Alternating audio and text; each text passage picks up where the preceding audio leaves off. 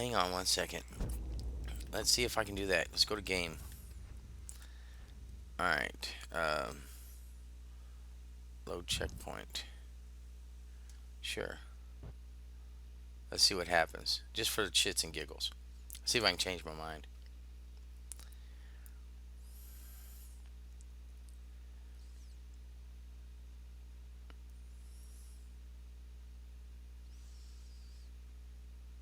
Because that would be cool if I could. But, you know. Knowing my luck, I'm just going to be right outside the plantation house. This is all the shit that I usually edit out. All this loading screens. So, come on now. This is where they need to have multiple saves in this game. I wish it did. So that way, when I got to that point where I had to make a decision of either staying or leaving, I could have saved it right then and showed you both of them. But now they force you to play the game again, which I guess is kind of their way of just doing it. GTA went that way, but you know. All right. Oh, cool. I can fucking do that.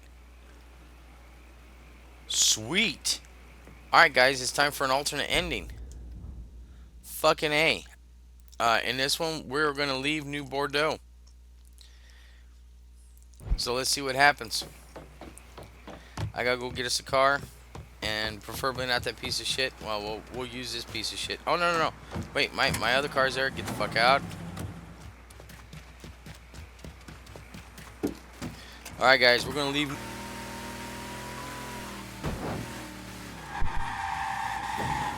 There we go, guys. Leaving town, getting the fuck out of Dodge. 423 miles to Dallas. After Lincoln vanished, Cassandra took control of the city's underworld. It wasn't a crime boss from Boston to Miami who respected her claim, though, so... Commission, the Colombians, the Cubans, they all went after her. They realized too late they had no idea who they were fighting. Johnny Galante, throat slit, watching Deep Throat in a porn theater. And Manny Moreno, set on fire outside his daughter's quinceañera. Severo Garcia, buried alive on the beach, drowned when the tide came in. Anton Bagrov, beaten to death with crowbars in the parking lot of the Briar Patch. All the fuckers we saved. And then the real criminals came for her. The governor declared martial law, sent in the National Guard. So, Cassandra shot him in the head on the steps of the Capitol building. After that, everyone got the message. The city belonged to Cassandra.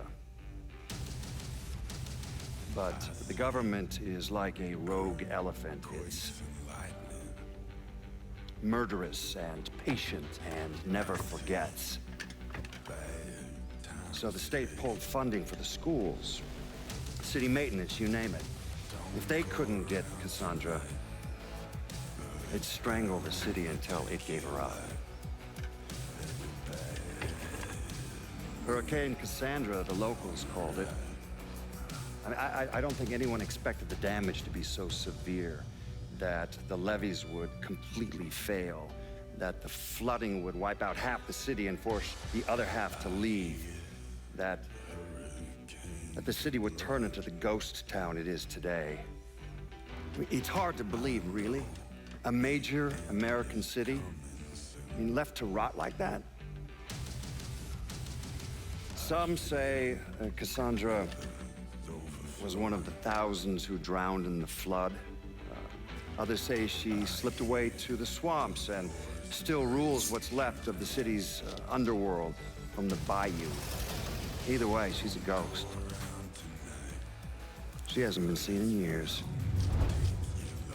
After Samarkand's death, Lincoln Clay disappeared.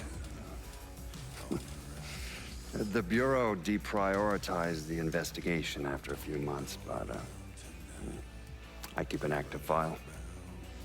In 1971, I tracked him to a California shipyard where he was working under an assumed name. By the time we got there, though, he was gone. The trail went cold, and by 77, 78, I figured he was dead.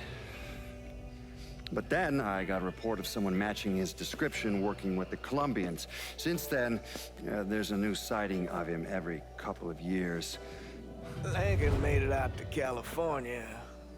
Worked at the shipyards for a few years. Met him a woman. Seemed like he was gonna get married, but then it all came apart. Don't know why. And he started moving around. He went to Alaska, New York, South America. He even went back to Vietnam.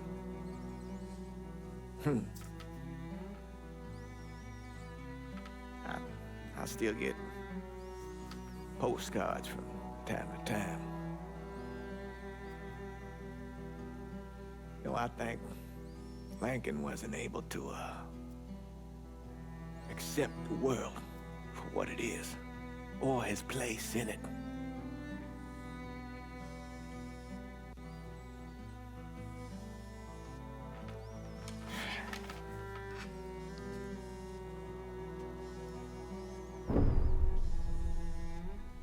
Someday, he's going to get tired of running, or make a mistake, and I'll be waiting.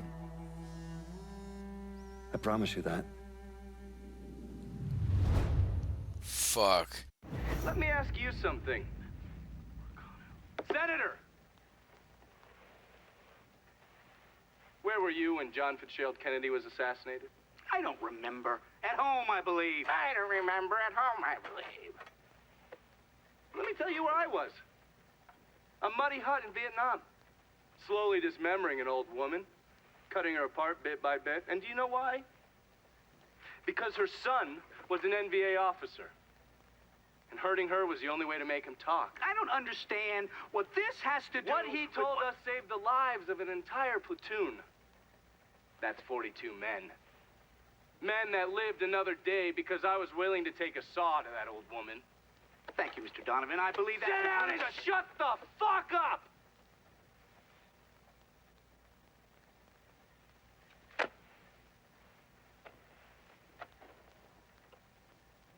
I did a lot of terrible shit over there. In the name of this country. Shit that will haunt me for the rest of my life. But I did it because I believed in the fight. I believed what this nation stood for. So, to be sitting there ass deep in mud with that old woman scattered all around me, and hearing that the President of the United States had just been fucking murdered, well, I knew right then and there that I couldn't let that stand. That I would find a way to make it right no matter how long it took. What are you saying? I'm saying that Sal Marcano and a group of conspirators murdered Jack Kennedy. Oh, wow. That is the most absurd thing I have ever heard. I assumed you would say that. Don't fucking move! Holy shit. This... You're out of your mind. If you... Oh, I don't hold anyone's ambitions against them, Senator. And you certainly were ambitious, weren't you? You went to law school, and then you became a district attorney, and then United States Senate. After Sal Marcano died, I went through his files.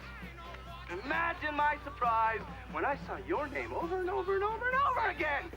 The mob wanted Jack Kennedy dead, and you were more than willing to help. There are cameras everywhere. There's witnesses. No, I want You'll them never to get see away this, with you this. stupid asshole, because then they will know that I am not finishing with you. I am starting with you. Oh, fuck. Oh, and they're next.